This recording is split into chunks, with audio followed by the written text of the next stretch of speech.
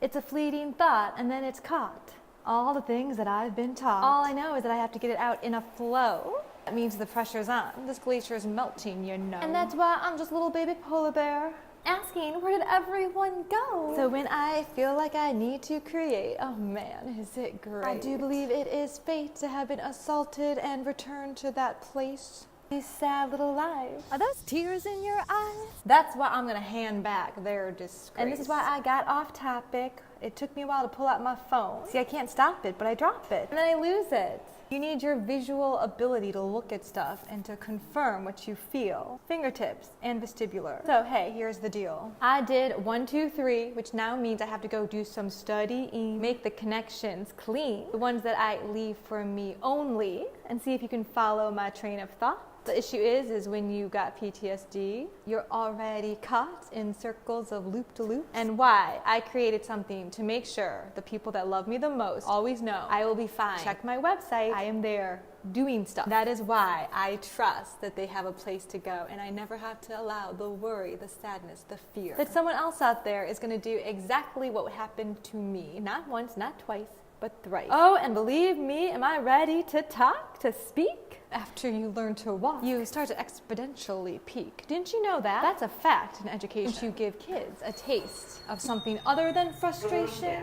Yeah, going down. Because I turn that frown around and around and around, because we're blending, meaning my secret. And if I can only be me, then maybe you can see what I see. And if not, then just don't bother me. But if you believe what I believe, then please come and tap me on the shoulder. I appreciate those that sneak up right behind and touch and coerce and force. It's rehearsed. Hold up, let's go back. You didn't mean that. But you ever been with somebody who jumps down your throat at every misspoke? You said, that must mean. See, I'm planting the big seed for shame, faking emotionality. Why I'm gonna whisper it, because it is absolutely not just mean. It really shows a personality disability. They have to hold on to all these thoughts and make sense of their own feelings inside.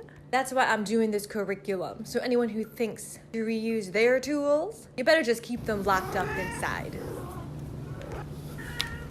I've taken every PTSD trigger and flashback, meaning its frequency. Is it every day? And if so, how many times a day? If it's every hour, how many times an hour? Duration. For how long do these symptoms last? Like every 3 months and then relieve you for a month or two and then return? Or is it literally chronic for years? With little shifts and drifts that make you feel better, even hopeful day to day, that tomorrow will be better. But after 3 years of living one way, not able to organize what I was trying to say between home and school, because quite frankly, the categories were just too complex. And the fear that they were going to come after me ruled. So one and done reminds me of verbal cue. If this is what I choose to do, then you better go. Then you better do it hardcore. Meaning, don't hold back. Whether you're on defense or attack, every predictable outcome. I forget things in a flash, but now using recording, I can go back. Why would I want to go back to these memories, except for the fact that I'm being forced to relive? I'm not choosing to. There's a purpose for it. The conversation that day was how someone's not doing anything in the house and yet staying rent-free. What do you mean all they do all day is watch TV? God. So that the reaction could be, all right, if this is vague,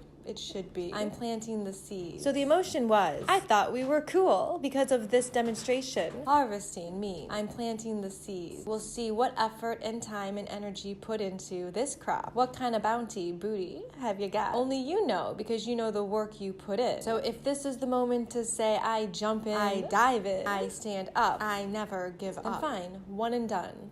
From this moment on, I will be writing, preparing, and performing my final curriculum. And it's for everyone, except for those connected to the home, the school, the personal, the professional, in my opinion, lame-ass bored tools that don't know anything about what it means to be in a school.